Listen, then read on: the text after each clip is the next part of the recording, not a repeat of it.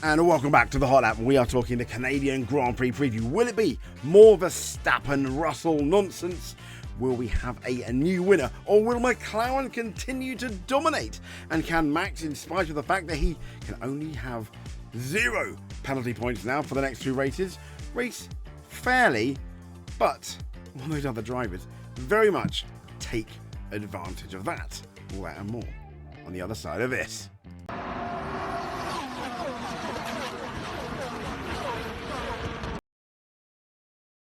So, this is a race week. I don't know for the life of me why they actually put Lance Stroll on there. Obviously, we've got Kimi Antonelli and Gasly and Ferrari. I mean, to be fair, on our thumbnail, we've put Verstappen and Russell pretty much because of all the nonsense that has been going on. But we've kind of said our piece about that. It's just a teaser. But still, will there be drama? Obviously, come Thursday, going into Thursday, the Thursday press conferences, Thursday media day, that's going to be all the rage. And excuse my voice, I've been shouting at the weekend. Very busy, which is why we haven't done a video.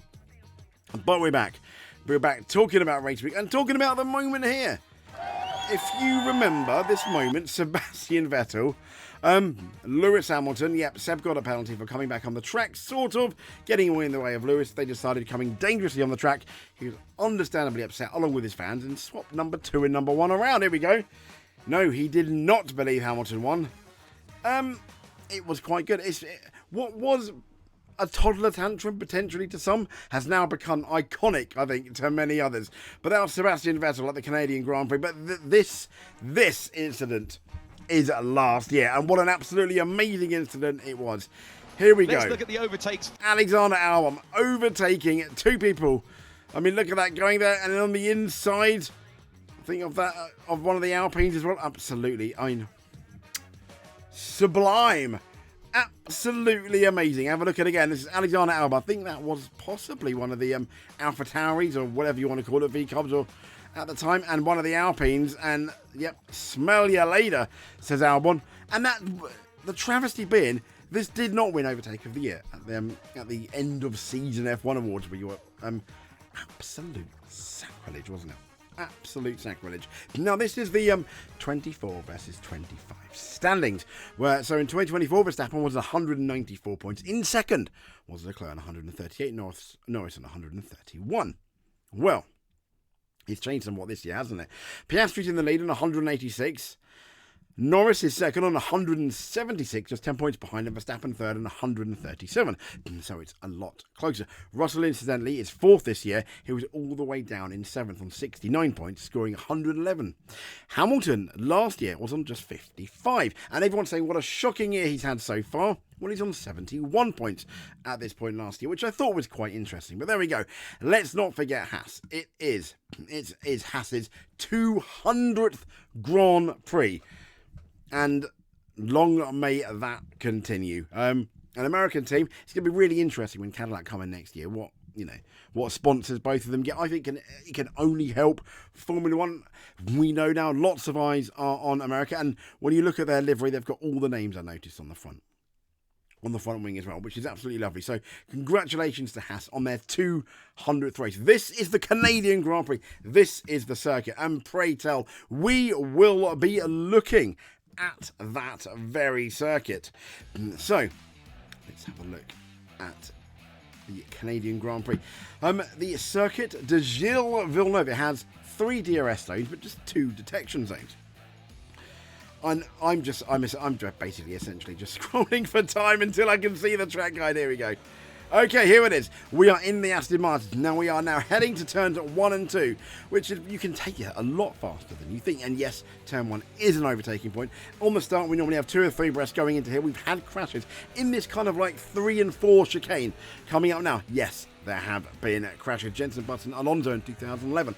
Next up, we're now through turn 5, going into turn 6. Can you overtake here? Sort of. But if you're Sebastian Vettel from 2011, that's where you went up on the last lap. Jenson Button won. This is the second DRS zone. All the way down now to the turn 8 and 9 chicane. This track is very heavy on the brakes. Let's not forget that. Now to the slowest corner on the track, the turn 10 hairpin, where, let's be fair, many people get this wrong. They go a bit wide, do a bit of a whoopsie. Oh dear. Now, on the power. And believe it or not, this little kink here is turn number 11. Yes, this is not exactly straight, because then there's another kink, which is turn number 12, and then we're into turn 13 and 14. And turn 14, at least at the edge, awaits us, is the Wall of Champions. Is that going to take anyone today? I don't know, but I think I'm fairly interested. It's going to be interesting, isn't it? And there we go. That essentially is Montreal. So let's have a chat then about Montreal, shall we? It is an F1 track, as you know, not really a permanent, kind of like a semi-permanent one. We are having 13, 14 turns, wherever you believe. But the race length is track length 4.361 kilometres. Race length 305.2 kilometres. Now, circuit first opened in 1978. That was also the same year Formula 1 visited. Races held 43 lap record of 110.240 from Sebastian Vettel in 2019. The lap record in the race of 113.078 by Valtteri Bottas, also in 2019. And that's held, as I mentioned, on 43 occasions. The circuit, the Gilles Villeneuve. 24 different drivers have won the race. 2 drivers share the record for the most wins. That is Michael Schumacher, and you may have guessed it, Lewis Hamilton. He took his 7th victory back all the way in 2019. That does seem a long time ago, though, doesn't it? Remember that thing happened, though, in 2020. Schumacher and Hamilton are also the only drivers to have recorded Grand Slams in 94 and 2017, respectively. There are 3 previous winners on the grid. We've already spoken about Lewis Hamilton. The others are Max Verstappen and Fernando Alonso, who had a single victory at the track, I think in 2006. Now, Alan Jones, Schumacher, Hamilton, Verstappen are the only 4 drivers who have taken back-to-back wins there. And German and British drivers, interestingly, are tied for the most wins for any nation, with 10 each. German drivers Ralf Schumacher and Sebastian Vettel have contributed to an extra 3 victories to Michael Schumacher's tally of 7, while British drivers Mansell, Hill, Button have added to Hamilton's tally. And the longest streak of different winners came between 1986 and 1996, when there were no repeat victors for 8 seasons. But it's Ferrari who have the most Canadian Grand Prix wins of any time, with 11, having taken their first Montreal victory since 2004 at the 2018 Canadian Grand Prix. Anyway, that's the stats for the Canadian Grand Prix, which I thought was fairly interesting. But let's get into something more interesting. At least I think so. What I've done, I'm now going to be talking about the drivers and the amount of pressure I believe they're in going into the Canadian Grand Prix. And the man with the least pressure, no, it's not Oscar Piastri, it's this man here, Nico Hülkenberg. Why, I hear you say? Simply because he did amazing at the last race in Spain. Absolutely chef's kiss. Hadjar is next again. He is doing absolute gangbusters. Now, a lot of people have suggested that, is he going to get the call up because Sanoda's not doing very well? Maybe. The advice many people would give, including myself, is no, I'm busy that day. No, thank you. Now, in spite of his very average Spain, where he was essentially bullet bill hitting people, Alex Albon is having a great season. Not too much pressure. This guy here as well, he hasn't done too well of late. He's matching his teammate mostly, beating his teammate a fair amount as well. Not too much, I think. And with this guy here, with Lance Stroll kind of gone from the equation potentially in Canada, Fernando Alonso, yes, he scored his first point of the season in Spain. We all know. And his team do. He is a lot better than that. Next up, Esteban Ocon, not doing as well as Behrman. Bear in mind, Behrman's a rookie. I don't think they're saying they're disappointed with him, but I think we wanted to see more. At least the team did. Bortoletto doing absolutely fine. Doing a really, really solid job, given the fact that he's not a great car. Next up, Gasly as well, doing a very, very solid job, I think, given given everything. So, next up though, after Gasly, we have Lewis of the Hamilton.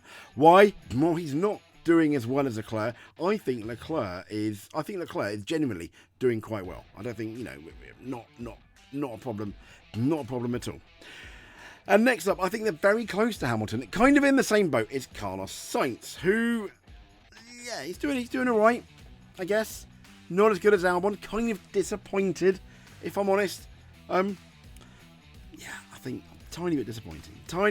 Next up, then, these are kind of like by the by. These are the middle of the road. Kimi Antonelli not under like an amazing amount of pressure. But he hasn't had the greatest 1 or 2 races because of his engine thing, so I want him to remind us how good he's doing. Now, next up, George Russell. Now, the reason I put George Russell ahead of Kimi Antonelli into terms of how much pressure they are having is simply because it is contract season time, isn't it? It absolutely is. And there's all this talk about Verstappen going to Mercedes, which is why I think the pressure is going to be more on George Russell, because if anyone goes from that team, it is going to be George Russell. Why have I put Charles Leclerc above Lewis Hamilton? I think simply because I think the expectation is now that Charles Leclerc, he's beaten Lewis Hamilton. Everyone is, I'm not saying making excuses for Lewis, but like, oh no, the car's different. I think Charles Leclerc needs to keep beating Lewis Hamilton. It's not a negative thing that he's under more pressure, but he's now laid the foundation now that he is the number one potentially in the team, but he needs to keep it sweet, because I think in terms of mental agility, mentally, if Hamilton gets above Charles Leclerc, it's a lot harder then for Charles Leclerc to get back, I think, because of the mental game. I don't think Charles is as strong mentally as some of the other drivers. I put him in the same boat, for example, with Lando Norris. And that's why I think it's a lot of pressure for him to maintain that lead, maintain that, slight advantage he has over Lewis Hamilton. He's doing, this is not a list of who's not doing a better job. That's why I think the pressure might be on. And I also want to talk about this guy here, why the pressure's on. Simply because he's the championship leader. Yes, of course the pressure's going to be on Oscar Piastri. He's not the guy under the most pressure, but he's most certainly one of them. Next up, we have Yuki Tsunoda, who's doing not very well. I've called him Perez version 2, which some people may find slightly unfair, but not particularly well. This guy here, Lando Norris, obviously more pressure than his teammate. A lot of people came in. This guy was the favourite coming into the season. What has happened? Oh dear. He won Monaco, which was good. Spain didn't really look like he was going to win at all. Fluffed the first corner. The start. Yeah. Lance Stroll, if he is racing in Canada, needs a good one. The pressure's on. I don't think he will. He'll be very silly if he does. I think he needs to rest up.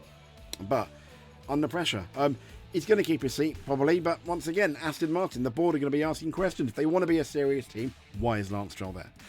Colapinto not setting the world alight as he did in the Williams. So from that point of view, I think he's been equally as bad as Jack Doohan. There we go. In terms of you could swap the two around and there wouldn't have been a difference. Liam Lawson again. This is the guy under the second most pressure. Lots of people are thinking, is he even going to make the year? He came in full of beans, and those first two races didn't do very well. I think it was unfair of Red Bull to drop him, but they did. He's not doing as well as Tsunoda.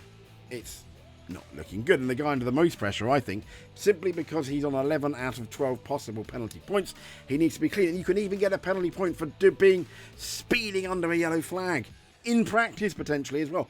That's how much pressure. He needs to be so sure that he doesn't get that 1 point, and there will be scrutiny on him after that George Russell incident at the Spanish Grand Prix. And there we go. There are the guys under the most pressure, at least in our opinion. If you made it to the end, apologies for my voice. It's beginning to go, so I'm going to make a quick dash. Thank you very much. Give us a subscribe if you are not subscribed. If you are subscribed, you just watching it is more than enough for us. Give us a like if you want. But until then, we'll speak to you soon. Thanks for watching, but above all else, stay safe.